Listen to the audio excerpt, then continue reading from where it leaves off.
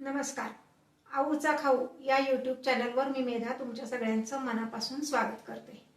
बऱ्याचदा काय होतं की संध्याकाळी काहीतरी चटपटीत खायला हवं असतं आणि मग तेच तेच पदार्थ म्हणजे अगदी काय चिवडा चकली असं सुद्धा नको असतं. जे चटपटीत हवे ते गरम पण हवं असंही होतं आणि फ्रीजमध्ये काहीतरी थोडे थोडे भाज्या शिल्लक राहिलेल्या असतात. मग दरवेळेस त्याची ती मिक्स व्हेज भाजी पण कोणाला नको असती. तर मग अशा वेळेस काय करायचं, तर ह्याच सगळ्या फ्रीजमध्ये ज्या काही थोड्या थोड्या भाज्या शिल्लक राहिलेल्या असतात त्याचाच एक चटपटीत पदार्थ मी तुम्हाला आज दाखवणार आहे. तो म्हणजे मिक्स व्हेज कटलेट. मुलांना मोठ्यांना सगळ्यांनाच आवडेल असं संध्याकाळी चहा बरोबर किंवा ऑफिसमधनं शाळेतनं आल्यानंतर चटपटीत पण पौष्टिक असा मिक्स व्हेज कटलेट. चला तर मग रेसिपी दाखवते. आता रेसिपीला सुरुवात करूया. सर्वात प्रथम मी हा उकडलेला बटाटा घेतलाय, उकडून किसणीने किसून घेतलाय. 3 बटाटे आहेत हे.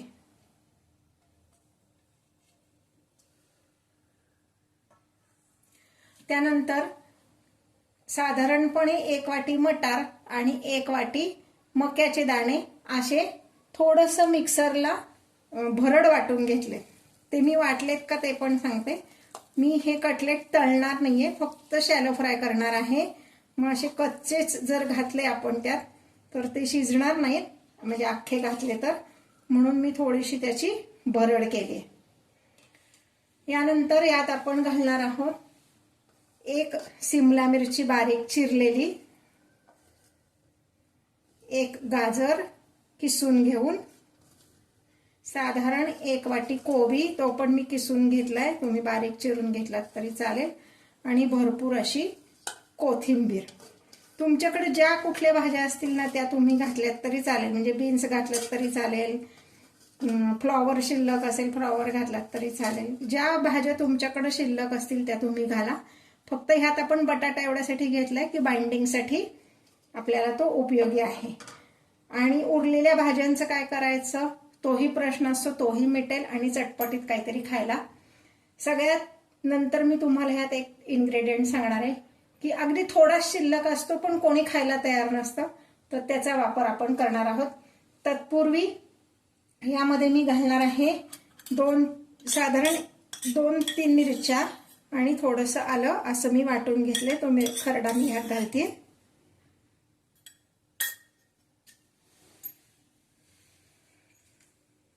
साधारण चवीपुरतं, म्हणजे ह्या सगळ्याला म्हणलं तर 1.5 चमचा मीठ घालणार आहे. यानंतर यात आपण घालणार आहोत 1 चमचा चाट मसाला. तुम्हाला ज्या ब्रँडचा आवडतोय त्या ब्रँडचा तुम्ही वापरू शकता. आणि साधारणपणे अर्धा चमचा लाल तिखट किंवा चिली फ्लेक्स तुमच्याकडे असतील तर ते आपण तुम्ही घालू शकता. आता काय करायचंय, हे सगळं आधी व्यवस्थित मिक्स करून घ्यायचंय. चाट मसाल्यामध्ये आमचूर पावडर असतीच, पण तुम्ही चाट मसाला जर घातला नाही तर मात्र आमचूर पावडर घाला, म्हणजे त्यांनी टेस्ट चांगली येते. आता मी हे सगळं आधी मिक्स करून घेणार आहे, म्हणजे ह्यात घातलेले मसाले सगळे मिक्स करायचे, हातानेच मिक्स करायचे आहेत.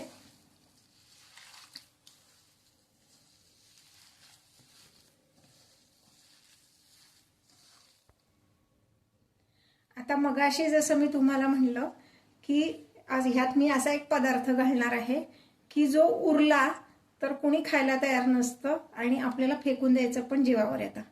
ते म्हणजे आपण जेव्हा कधीतरी ब्रेड आणतो घरामध्ये आणि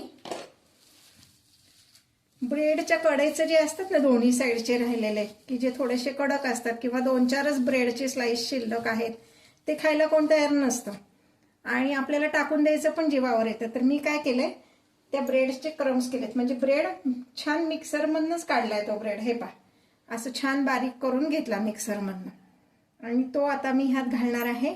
फार घालायचं नाहीये, नाही तर ते कटलेट असे चिवट होतात. पण बाइंडिंगसाठी आपण कुठलं तरी पीठ घालणार, त्याऐवजी हा जर ब्रेड क्रम्स घातले, ब्रेडचा चुरा, तर अगदी छान होतात कटलेट. हे पहा किती घातले मी, 2 स्लाइसचे पण नाही घातले, माझ्याकडे 3-4 स्लाइस शिल्लक होते त्याचा मी ब्रेड क्रम्स करून घेतले आणि फक्त त्यातला साधारण 2 डाव, म्हणजे असं म्हणा की 2 स्लाइसचे घातला तर तेवढं आपण ह्यात घालायचे बाइंडिंगसाठी. हे पाहता हे तयार आहे आपलं. आता ह्याचे मी कटलेट थापून घेणार आहे. तुम्हाला हव्या त्या आकारात तुम्ही करू शकता. मी साधं आपलं टिक्कीसारखं करणार आहे, म्हणजे ते शॅलो फ्राय करायला सोपं जातं. छोटे छोटे करायचे म्हणजे शॅलो फ्राय पण छान होतं. तुम्ही तळणार असलात तर असे गुलाबजामच्या आकाराचे किंवा लांबट असे केले तरी चालतील, पण मी हे मुद्दाम शॅलो फ्राय करणार आहे, फार तेलकट खायला नको म्हणून. हे पाशा या छोटे छोटे टिक्की करायच्या आणि मग त्या शॅलो फ्राय करायच्या. मी हे शॅलो टिक्की करून घेते, बऱ्याचशा करून घेते आणि मग आपण गॅस पेटवून त्या शॅलो फ्राय करणार आहे. हे पहा असे मी हे सगळे कटलेट तयार करून घेतलेत. आता हे आपण शॅलो फ्राय करणार आहे. मी काय केलंय हे पहा, हा जो ब्रेड क्रम्स आहे ना ह्यात थोडेसे ते घोळवून घेणार, म्हणजे मग छान असे क्रिस्पी होतात. तवा तापत ठेवलेला आहे.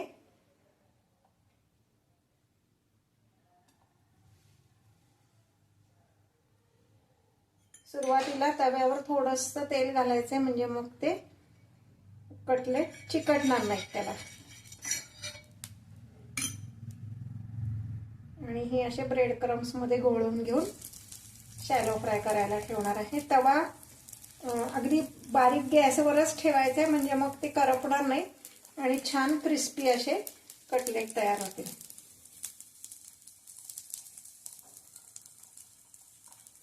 मी जे काही पदार्थ तुम्हाला दाखवते ते जर तुम्हाला आवडत असतील तर माझ्या चॅनलला लाईक, शेअर आणि सबस्क्राईब करायला विसरू नका.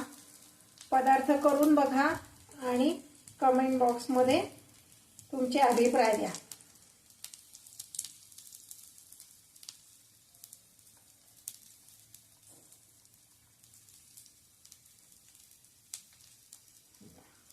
परत मी थोडंसं ह्याच्यावर तेल सोडणार आहे.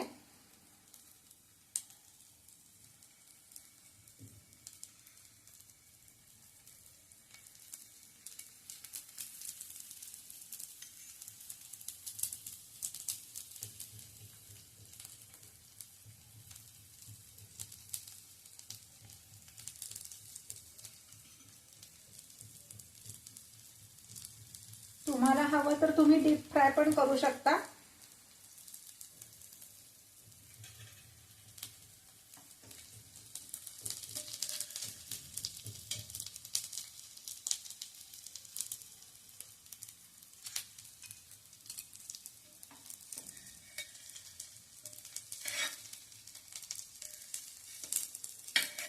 असे थोडेसे दोन्ही बाजूनी त्याला छान भाजून घ्यायचं आहे. दोन्ही बाजूने ते छान असे खमंग खरपूस भाजले गेले पाहिजेत. आपण ब्रेड क्रम्स मध्ये ते गोळवून घेतल्यामुळं त्याला छान क्रिस्पीनेस येतो. तुमच्याकडे जर ब्रेड क्रम्स नसतील तर तुम्ही बारीक रवा जरी वापरलात तरी त्याला छान टेस्ट येते.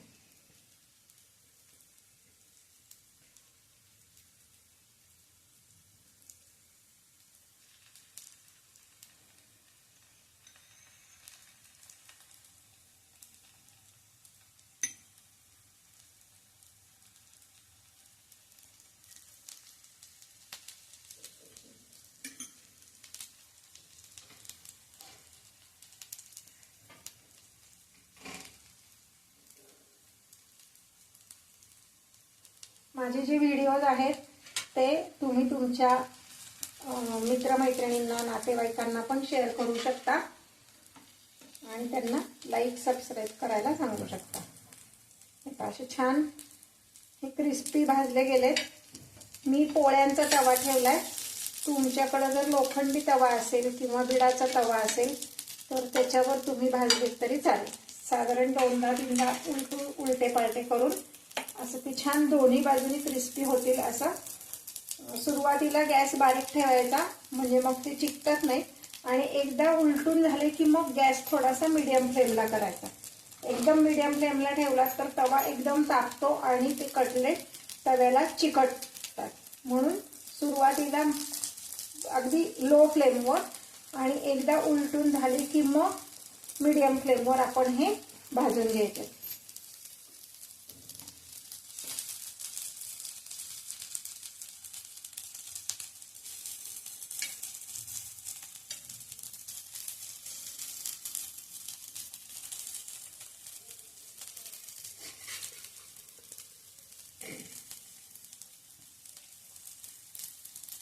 मी जे तुम्हाला प्रमाण दाखवलं त्यामध्ये साधारण 25 ते 30 कटलेट तयार होतात, छोट्या छोट्या आकाराचे.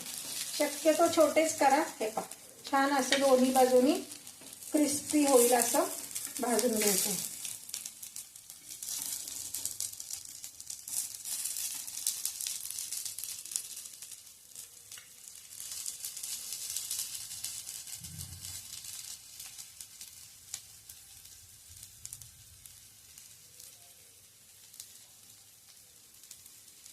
आता हे छान तयार झालेले आहेत. मी एका प्लेटमध्ये हे काढून घेते. गॅस बारीक करून हे काढून घेणार आहे आणि मग पुढचा लॉट आपण परत शॅलो फ्राय करायला ठेवणार आहोत.